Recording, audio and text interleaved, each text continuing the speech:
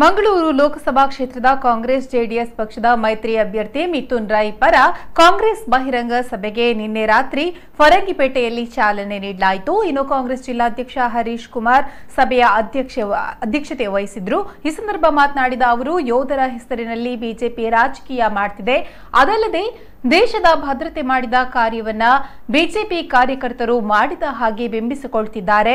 ಇಂದಿರಾ ಗಾಂಧಿ ಅವರ ಆಡಳಿತಾವಧಿಯಲ್ಲಿ ಇಂತಹ ಸರ್ಜಿಕಲ್ ಸ್ಟ್ರೈಕ್ ಮಾಡಿದ್ದು ಯೋಧರ ಹೆಸರಿನಲ್ಲಿ ರಾಜಕೀಯ ಮಾಡದೆ ಕಾಂಗ್ರೆಸ್ ಯೋಧರಿಗೆ ಬಿಟ್ಟಿದೆ ಎಂದಿದ್ದಾರೆ.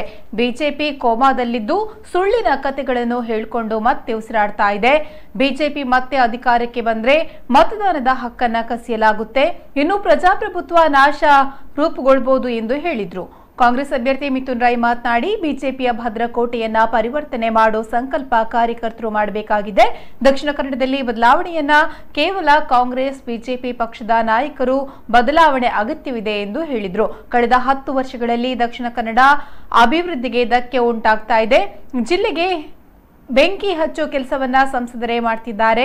ಜಿಲ್ಲೆಯ ಸಾಂಸ್ಕೃತಿಕ ವೈಭವವನ್ನು ಅಂತಾರಾಷ್ಟ್ರೀಯ ಮಟ್ಟದಲ್ಲಿ ಗುರುತಿಸೋ ಕೆಲಸ ಮಾಡ್ತೀನಿ. ಜಿಲ್ಲೆಯಲ್ಲಿ ಉದ್ಯೋಗ ಸೃಷ್ಟಿ ಮಾಡುವ ಕೆಲಸ ಆಗಬೇಕಾಗಿದೆ.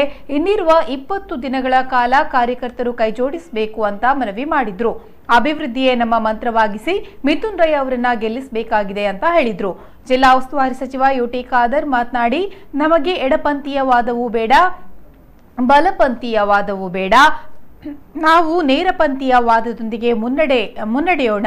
ವೇದಿಕೆಯಲ್ಲಿ ಪಕ್ಷದ ಪ್ರಮುಖರಾದ ಅಬ್ಬಾಸ್ ಅಲಿ, ಮಮತಾ ಗಟ್ಟಿ ಮತ್ತಿತರರು ಉಪಸ್ಥಿತರಿದ್ದರು. 28 ವರ್ಷದ ಭದ್ರಕೋಟೆ, 28 ವರ್ಷದ ಬಿಜೆಪಿ ಪಕ್ಷದ ಭದ್ರಕೋಟೆನು ಪರಿವರ್ತನೆ ಮಲ್ಪುರಂಚಿನ ಸಂಕಲ್ಪನು ಯಾರು ನಿಖಿಲ ಪರವಾದ ತೊಂದೆ ನಿಖಿಲ್ ನಂಬುದು ಯಾನಿನಿ ಈ ಇರುವ ವರ್ಷದ ಭದ್ರಕೋಟೆಯನ್ನು ಬಿಜೆಪಿ ಹೆಚ್ಚಿನ ಭದ್ರಕೋಟೆ ಉಂಡ ಅವೇನು ಪರಿವರ್ತನೆ ಮಲ್ತಿಗೆ ಶುದ್ಧ ಮಲ್ಪುರಂಚಿನ ಸಂಕಲ್ಪ ಯಾನು ನಿಖಿಲ್ ನಂಬುದಿದೆ. ಅದು ಡೆಲ್ಲಿ ತನಕ ಮಿಥುನ್ ರೈ ಮುಟ್ಟಿಸ್ತದೆ ಎಂಬ ವಿಶ್ವಾಸ ನನಗಿದೆ. ಯಾಕಂತ ಹೇಳಿದ್ರೆ 2007ರಲ್ಲಿ ಬಹುಶಃ ಚುನಾವಣೆ ಮರುವಿಂಗರಾಗ ಈ ಕ್ಷೇತ್ರದ ಸಂದರ್ಭದಲ್ಲಿ ನನ್ನ ಮಂಗಳೂರು ಕ್ಷೇತ್ರದ ಪ್ರಪ್ರಥಮವಾದ ಸಭೆ ಕೂಡ ಅದು ಫರಂಗಿಪೇಟೆಯಿಂದ ಪ್ರಾರಂಭ ಆಗಿ ನಾನು ಇವತ್ತು ಕೂಡ ಮಂತ್ರಾವಸ್ಥಾನದಲ್ಲಿ ಅವಕಾಶ ಮಾಡಿಕೊಂಡಿದ್ದೆ.